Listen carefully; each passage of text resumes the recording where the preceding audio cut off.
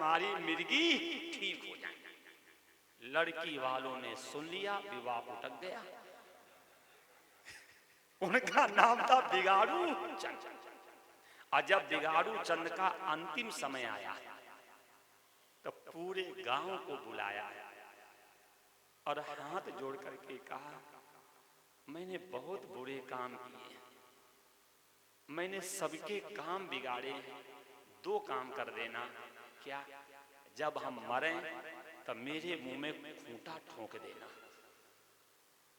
और एक काम और करना, मेरी 100 यात्रा दिन में मत निकालना, रात में निकालना, क्योंकि हमने दिन में सबके काम बिगाड़े। मेरी अंतिम इच्छा है कि मेरी 100 यात्रा रात में निकालना, और जब मर जाएं तो मुंह में खूंटा ठोक देना, जाकि अगले जीवन में हम किसी का काम न बिगाड़ें। गांव वालों ने सोचा चलो इनकी अंतिम इच्छा पूर्ति करी जाए। तो जब बिगाड़ू चंद मरे तो उनके मुंह में लकड़ी का खूंटा ठोका गया और रात के 12 बजे 100 यात्रा निकाली गई। और जब 100 लेकर के जा रहे थे तो रास्ते में चौराहे पे कुछ पुलिस वालों की ड्यूटी लगी थी। तो पुलिस वालों ने सोचा 100 यात्रा दिन में निकलती थी, रात में क्यों निकल रही? खड़े हो, क्या इसमें? तो जो जा रहे थे लेकर के बोले, मेरे गांव का श्रेष्ठ व्यक्ति है। तब बोले, सबकी यात्रा तो दिन में निकलती, तुम रात में क्यों निकाल के ले जा रहे हो? हमें कुछ गड़बड़ी लग रही। वे नहीं नहीं, चल इसका मुंह दिखा। और जैसे कफन हटाया और जैसे मुंह देखा तो मुंह में खूंटा आ रहा था।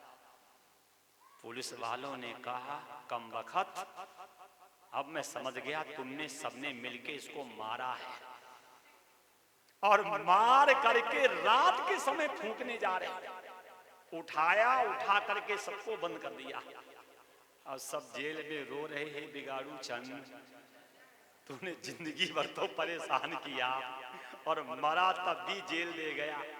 तो कुछ ऐसे होते बिगाड़ू चंद। तो यही मेरा आपसे निवेदन है, अगर काम बना ना सको तो किसी का काम बिगाड़ना भी मत। अगर किसी का परिवार बसा ना सको तो उजाड़ना भी मत। अगर किसी के बच्चों को संस्कार नहीं दे सकते हो तो कम से कम उन्हें कुसंग भी मत देना, कुसंग भी मत देना। देखो, कंस ने पाप किए, कंस अशांत रहता है। कंस ने विचार किया, कोई ऐसा काम करेंगे तो लोग हमें अच्छा कहें। मालूम अच्छे काम में क्या काम किया? ये बोला, मेरे चाचा हैं देवल, मेरे चाचा हैं देवल, उनकी 7 कन्याओं में सबसे छोटी कन्या का नाम है देवकी। अगर देवकी का विवाह हम कर देंगे तो लोग हमें अच्छा कहेंगे। तो ये सामूहिक कन्यादान का आयोजन सबसे पहले कंस ने किया है। और इस जमाने में अब तो हर शहरों में हो रहे सामूहिक कन्यादान। और जितने ये टेस्टी हैं, नंबर 1 के छठे हुए पापी व्यक्ति हैं। कोई बैठा हो तो बुरा मत मान जाना।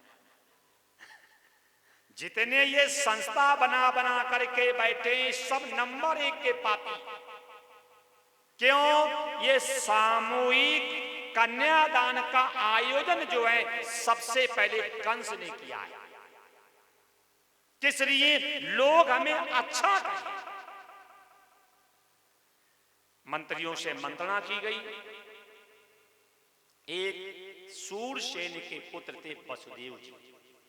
मंत्रियों ने बताया कि देवकी के योग्य वसुदेव जी हैं, सुंदर भी हैं, सुशील भी हैं, चरित्रवान भी हैं, धनुर्धर भी हैं और सत्यवादी भी हैं, सत्यवादी भी हैं। मंत्रियों से मंत्रणा की, लग्न पत्री भेजी गई, सूरसेन ने पढ़ी है और अपने पुत्र वसुदेव जी को दूल्हा बना करके बारात लेकर के मथुरा पहुंचे। क्या शिक्षा मिली? अगर कन्या संस्कारित है तो उसे किसी भी कुल से ले सकते हैं। अगर कन्या संस्कारित है तो उसे किसी भी कुल से ले सकते। कंस ने देवकी वसुदेव का बड़े प्रेम से विवाह किया, बहुत सा दहेज दिया। जब विदाई का अवसर आया तो कंस ने कहा शोभा यात्रा हम निकालेंगे। भैया, ये शोभा यात्रा की परंपरा भी कंस ने चलाई है, क्योंकि कंस को मालूम था मैं पापी हूं, हमें कोई अच्छा कहता नहीं है। तो जब देवकी वसुदेव का विवाह करेंगे और मथुरा के प्रत्येक गली में शोभा यात्रा निकलेगी तो लोग हमें अच्छा कहेंगे। बताओ, आज भी शोभा यात्रा निकाली जा रही है। काय की शोभा यात्रा? कहेंगे भागवत की शोभा यात्रा। अच्छा, भागवत की शोभा यात्रा की क्या हो सकता भैया? ये खोपड़ी पे पुस्तक लेकर के 4 घंटे घूमने से क्या कल्याण हो जाएगा? बीमारी हो गई हो और एक कार्टून और दवा सिर पे रख करके पूरे के पूरे परदेसीपुरा में घूम लो, कैंसर ठीक हो जाए, शुगर ठीक हो जाए, बीपी ठीक हो जाए, ठीक हो जाएगा क्या? बस यही दशा आज हम लोगों की है। ये खोपड़ी पे पुस्तक रख करके घूमने से किसी का भला नहीं होगा। ये नौटंकी, ये आडंबर सबसे पहले कंस ने किया है। ये शोभा यात्रा की परंपरा चलाने वाला है कंस। और ये मैं आपसे भी कह रहा हूं, ये पागलों की तरह घूमने से कभी भी धर्म की या ईश्वर की या परमार्थ की प्राप्ति नहीं होगी। ये पागलों की तरह घूमने से ना धर्म की प्राप्ति होगी, ना परमार्थ की प्राप्ति होगी, ना ईश्वर की प्राप्ति होगी। इसलिए कभी बहकावे में आना मत। शोभा यात्रा कोई धर्म का काम नहीं है। ये लाल झंडे लेकर के और गलियों में घुमाने से कभी भी हिंदुत्व की रक्षा नहीं होगी। ध्यान रखना, ये बहकावे मत रह जाना। ये तो सब हम लोगों को गुमराह किया जा रहा, क्योंकि सब कंस घूम रहे बने। ये शोभा यात्रा की परंपरा डालने वाला है कंस। कंस ने क्या किया? देवकी वसुदेव रथ पे बिठा करके रथ के अग्रभाग में बैठ गया और मथुरा के प्रत्येक गली में रथ घुमा रहा। मथुरा के लोगों ने देखा कंस कितना बड़ा धार्मिक हो गया। देख तो लो, ये बगुला भगतों से तो अच्छे अच्छे। जब हनुमान जी भ्रमित हो गए, बगुला भगत तो था काली में, जब हनुमान जी नहीं पहचान पाए, जब सीता जी नहीं पहचान पाई, तो रंगे सियारों को आप और हम पहचान लेंगे। लगा लगा करके चंदन डाल डाल करके दुपट्टा पहन पहन करके माला ऐसे झंडा घुमाते जैसे धर्म के ठेकेदार यही है। और जिन्हें धर्म की ABCD मालूम भी नहीं है, जिन्हें धर्म की ABCD नहीं मालूम है, जैसे कंस पापी था, इसने क्या किया? देवकी वसुदेव को रथ पे बिठा करके मथुरा की प्रत्येक गली में रथ घुमा रहा है। मथुरा के लोग साधुवाद धन्यवाद कह रहे हैं कि कंस कितना बड़ा धार्मिक हो गया। देवता लोगों ने ईश्वर का स्मरण किया, ईश्वर की प्रेरणा हुई। योग माया ने आकाशवाणी की कंस जिस देवकी और वसुदेव को इतने दुलार और स्नेह से विदा करने जा रहा है, इसी का अष्टम लाल तेरा काल। जैसे आकाशवाणी सुनी, ये रथ से कूद पड़ा, रथ के पिछले भाग में गया और अपनी बहन के केस पकड़ करके रथ से खींच लिया।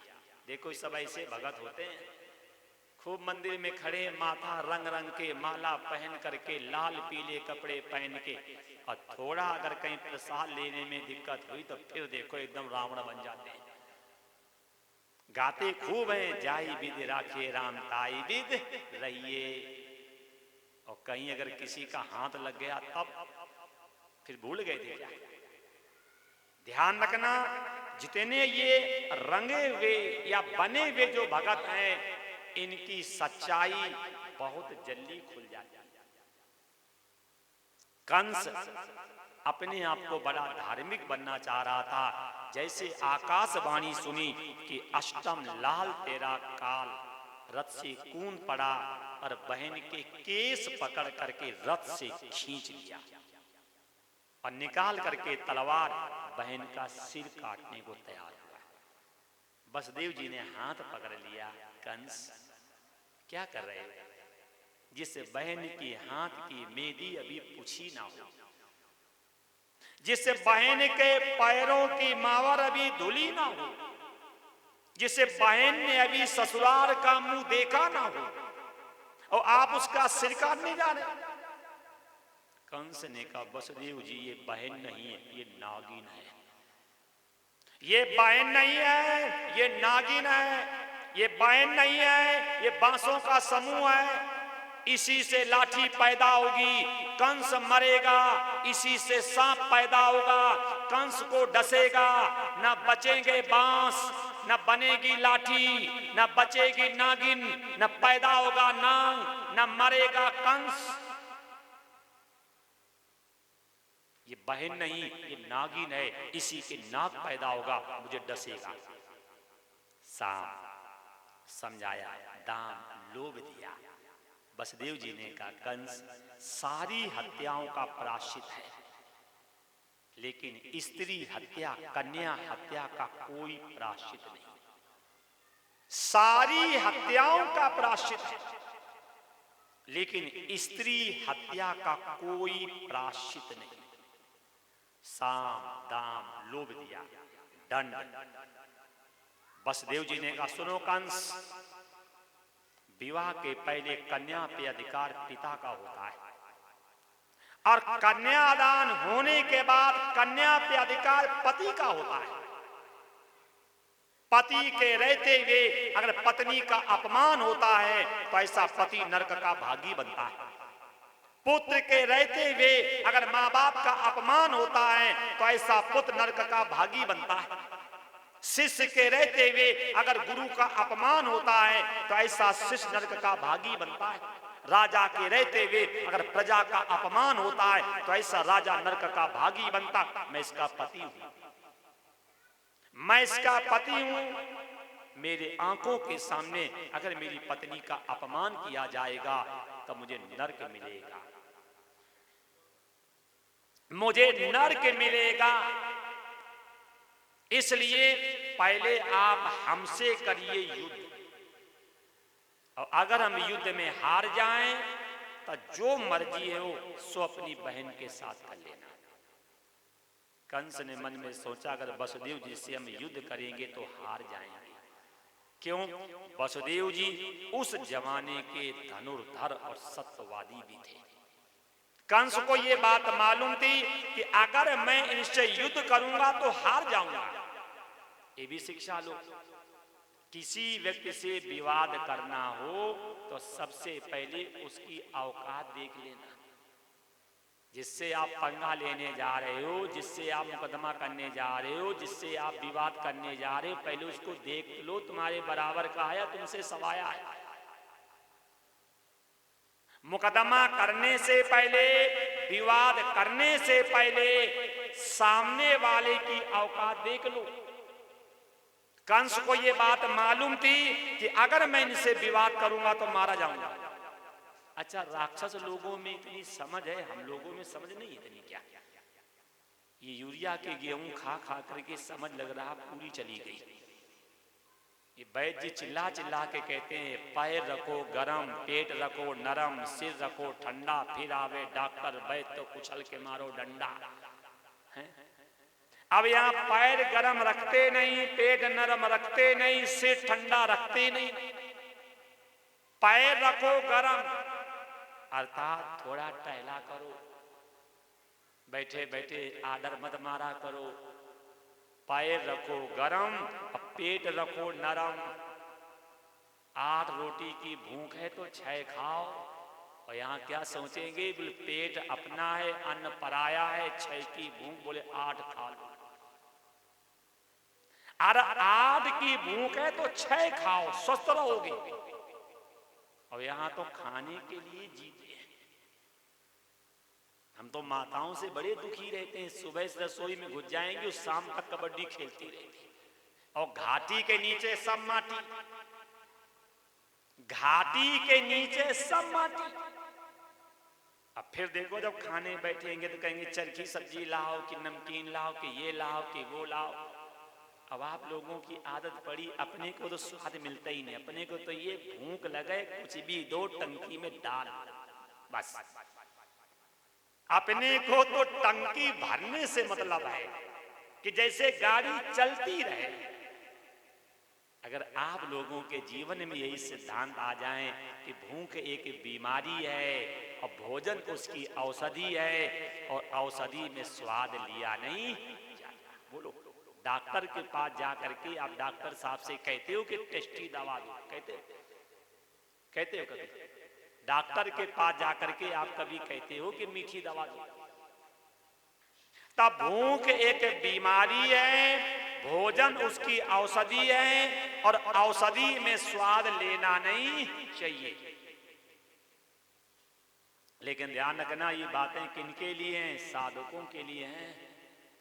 अगर साधक हो तो, और साधक नहीं हो तो ये बात समझ में आने वाली नहीं।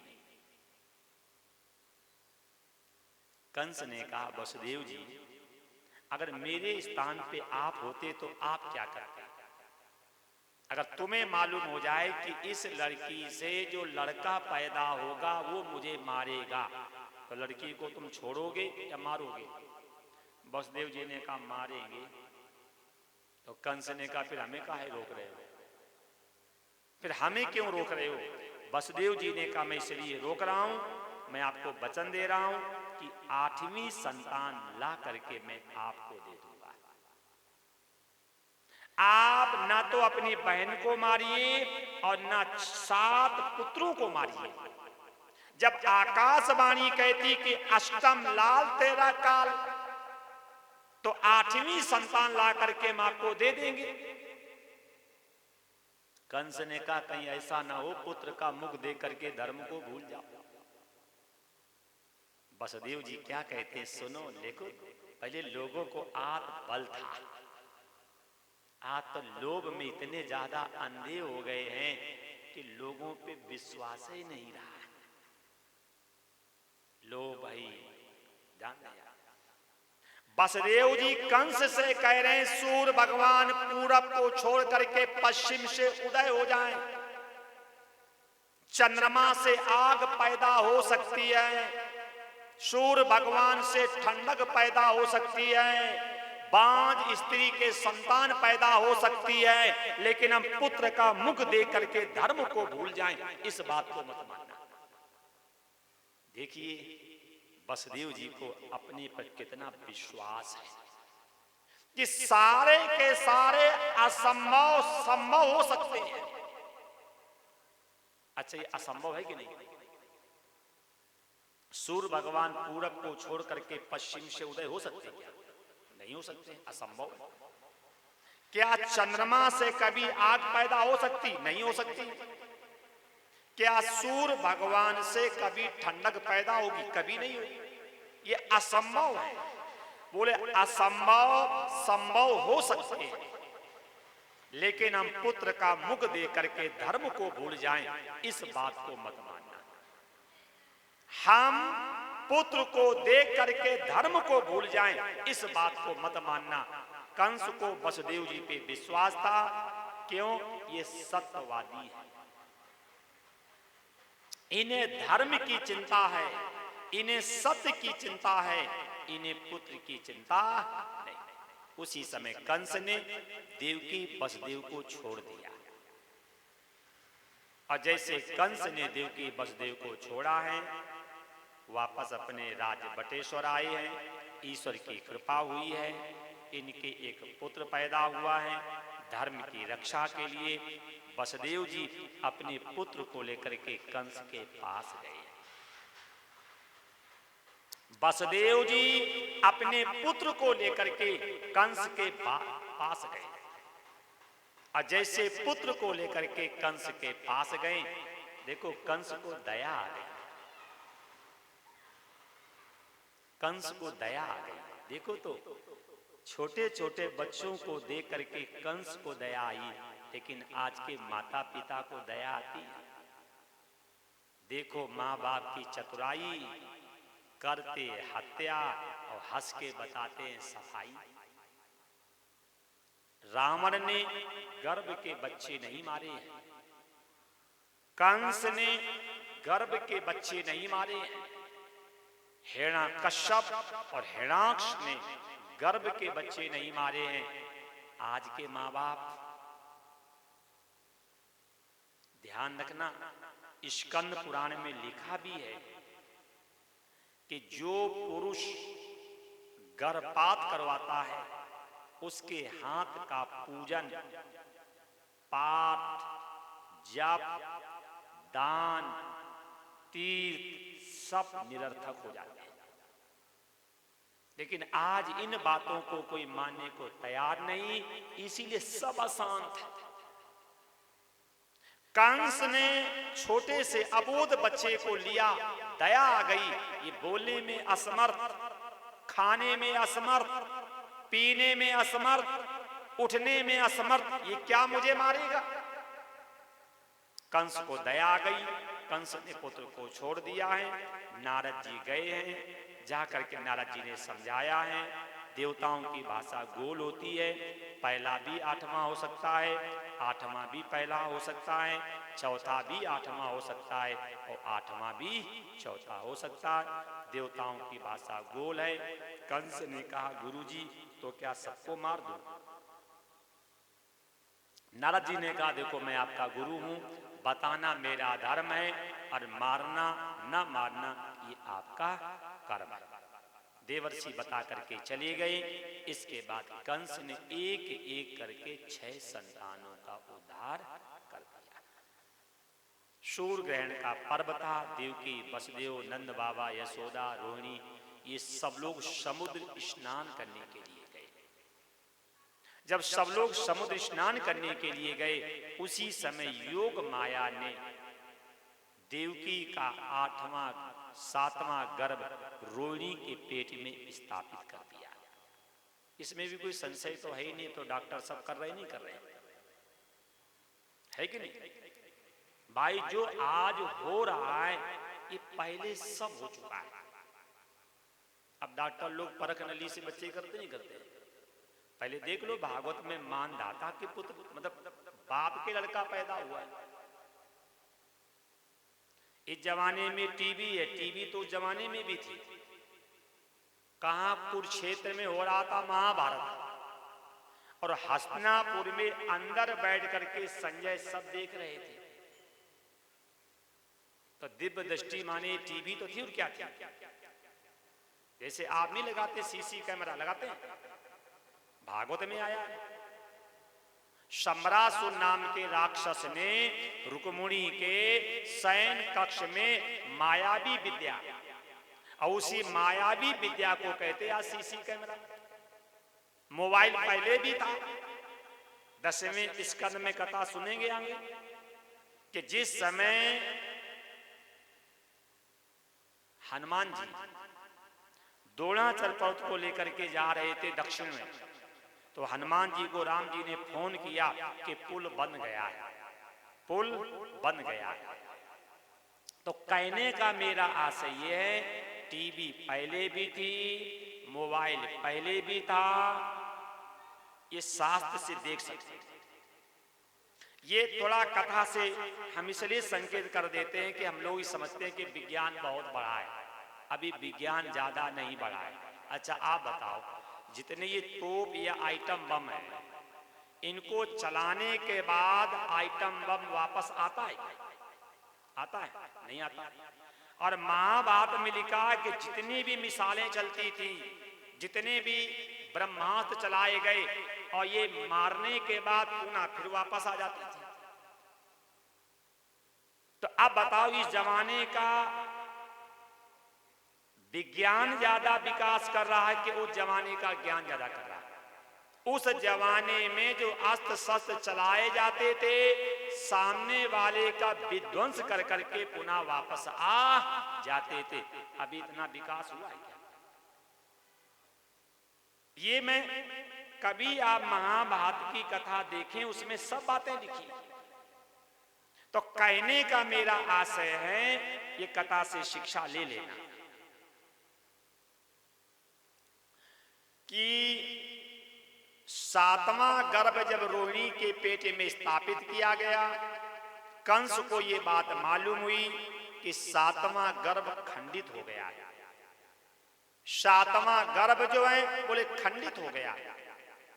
उसी समय क्या किया कंस ने, उसी मेला में देवकी वसुदेव को पकड़ करके जेल में डाल दिया और जेल में डाल करके सेवक लगा दिए और कहा जो सबसे पहले सूचना देगा वो मुंह मांगा इनाम पाएगा। जेल में डाल दिए गए। देखो मैंने कल भी कहा था जब दुख आवे तो ऊपर देखा करो और जब सुख आवे तो नीचे देखा करो। अभी आपके जीवन में द्रौपदी जैसा दुख नहीं आया होगा। अभी आपके जीवन में सीता जैसा दुख नहीं आया होगा। आया? बोलो। जिस सीता का पति हो राम, देवर हो शेषावतारी लक्ष्मण, पिता हो विदेरा जनक, ससुर हो चक्रवर्ती राजा दशरथ, वो भी बेचारी नंगे पैर जंगलों में घूमती है। जब दुख आवे तो ऊपर देखा करो और जब सुख आवे तो नीचे देखा करो। आपके सामने ये प्रमाण है। जब भगवान कृष्ण के माता पिता जब दुख भोग सकते हैं, जब गंगा पुत्र भीष्म पितामह अपने किए हुए पाप का भोग कर सकते हैं, जब राम के बाप अपने पाप भरते हैं, जब भगवान राम स्वयं अपने पाप भरते हैं, तो हम करेंगे पाप और पड़ोसी भर लेगा, ये बात मानने की है क्या? यही मेरा आपसे निवेदन है कि थोड़ा सत्संग करना सीखो, अच्छे ग्रंथों को सुनना सीखो, किसी अच्छे व्यक्ति के पास बैठना सीखो जो कम से कम पाप से बचने का ढंग को मिल जाए। यहाँ तो दिमाग में ऐसा कचरा भर दिया गया, बोले गंगा नहा लो सारे पाप धुल जाएंगे, क्योंकि गंगा जी कोई पाप धोने का साबुन है क्या? है? गंगा कोई पाप धोने का शैम्पू है क्या? गंगा कोई पाप धोने का केमिकल है क्या? ऐसा हम लोगों ने पागल बनाया।